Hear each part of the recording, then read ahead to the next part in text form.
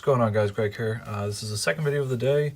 This one is again for Rick. This is your Korbanth OWK or Obi-Wan Kenobi Episode 1/2 lightsaber. Yeah, so this is a same setup as your other sabers. So you have a blue-blue-white tri-cree LED, activation switch here, 18650 battery, and a Nano Biscotti V4 20mm bass speaker. One thing that happened, and Rick and I talked about this, is that the chassis that he sent me, it was for a 1.3mm recharge port. It was just kind of this flimsy thing that was very, very poorly designed. It's not Rick's fault, obviously. He got it off of one of the forums, but so what I recommended he does is go with one of my favorite chassis, which is an Almost a Mordor chassis. The Darth Vader one is equally as good, but I've worked with the Almost a Mordor one, and I've always loved using it, and so that's what I used here. So yeah, your blade retention screw is right here. It's as low profile as we can get it. I painted in where we drilled the hole, and it's a black retention screw. Your see-through LEDs, you have 3 of them, the shine-throughs. Some people wire them, and that confuses me every time people do that, because you can just cut the leads off the LED and the tri-cree will shine through and you'll have a perfect blade match every time. So that confuses me, and you'll have blaster block and everything. So I don't know, maybe I'm just not thinking about why people want that, but yeah.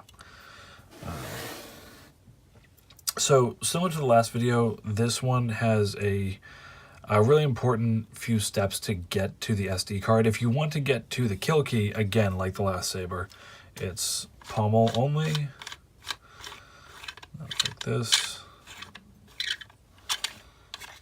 and there, and if your kill key right there. Easy enough. If you want to get to the rest of your electronics, that's where you have to be careful. I'm going to leave this off. If you want to get to your SD card, which I recommend that you kind of figure out what you want to do with the saber and get it set up, just because it's, again, these hilts were made to be so small inside that the chassis that are made are like so precisely fit that sometimes they can be a little bit tight. So get the fonts you want ready, prepared, and then just toss them on here. I think that would be the what I would recommend to you. And obviously, if something ever happens, I will be happy to fix it, but let's not let it get to that point. So the important part about building this is you have threads here, and you have threads here. You never want to undo these threads up here. If you do that, you're going to break all the wires inside. I guarantee it. This thread here, so you always want to hold the saber in this little rivet groove, and just break the seal once and make sure that nothing down here is twisting, because this is going to be an outer chassis shell. You'll see what I mean in a second. So see what I'm saying? So this is an outer core that is for the rest of the inner core here. Now what you want to do is this right now, there is tension, and what I use is I basically tension the wires, and I made it a way where you can use this to pull the rest of the chassis out. And so you just want to gently, just a little bit at a time, until this slides out. And as soon as that can hang like that, you're good. All the wires are attached well, so you're not going to worry about breaking anything. And then all you want to do if you want to change stuff is, I can't really get the light, but your SD card is right in there. You can probably see it. And so this will not pull out any further. Again, this is a tight fit, so that's where it stays. And you can go in with a pair of needle nose pliers, or here in my drawer is you can reach in and pop out right there. And then my hands weren't so stupid and big. You could easily just get it. You can get it out. It's right there. It's ready to come out. That's all. So push back in, lift this back up and place it in there, and it should just relax in there. Again, slide this over. So I said, sorry, Rick, I know it's a pain in the butt to have all these strict rules about taking it apart, but again, you don't want them to hurt anything, so it's better to be safe than sorry. And you always know that this is lined up, because the kill key should be lined up somewhere between the gold and the red button, so you know that's not twisted too much. So keys out, get this on here. And then sometimes you're gonna have to give it just a little push back in. And there you go. Screw this in. There you go. And if there's no rattling, but if there's ever any rattling, once you get it in, just take it and hit it down a few times, and then it'll fix, or not fix it, but it'll basically slide the electronics down and get them nice and tight in place. Okay, and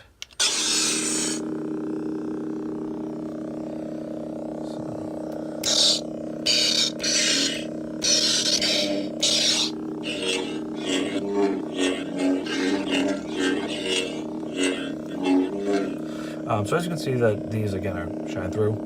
Like I said, I don't know why people would wire these up when you can get these the exact color that you need by doing this. And again, they follow the flash on clash, so it kind of baffles me, but whatever. And same deal as beforehand. Press and hold. One beep, you got mute mode. Normal flash on clash. Swings, well, you can't hear them. Press and hold to turn off. And then press and hold 2 beeps.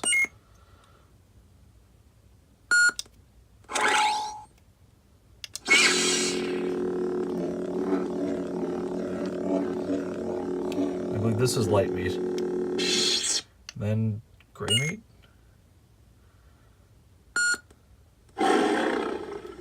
Look at me go, I remember stuff.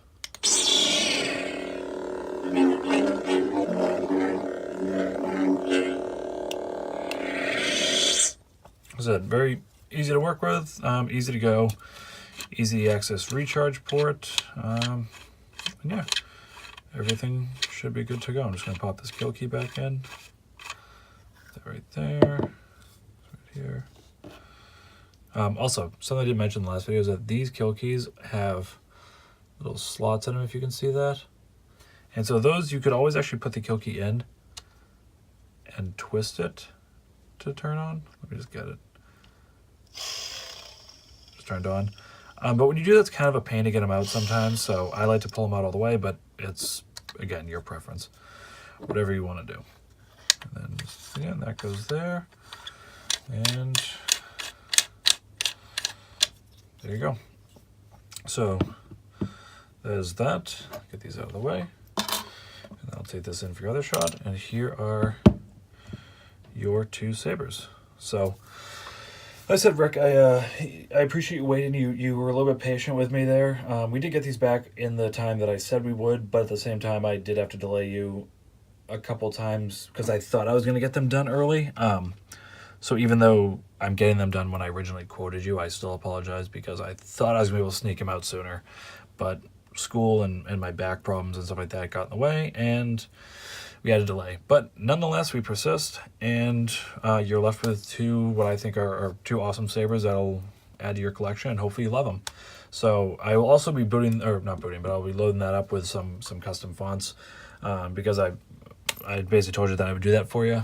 So I will get some fonts on here for you, and that will be that. So yeah, thank you again, and I'll talk to you guys later.